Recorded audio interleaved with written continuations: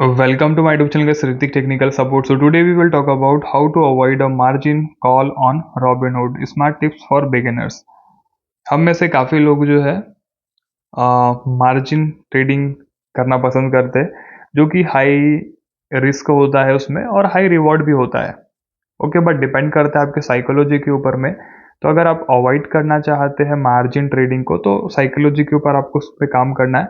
और अगर आपको देखिए, इस वीडियो में तो आप मार्केट चालू नहीं है, ज़्यादा कुछ तो ऑलरेडी मैंने बता चुका है।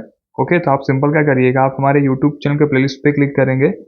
देन यहाँ पे आपको फॉरेक्स मार्केट के सीरीज में आना है एंड डेली हमने यहाँ पे ट्रेड करके आपको बताया है।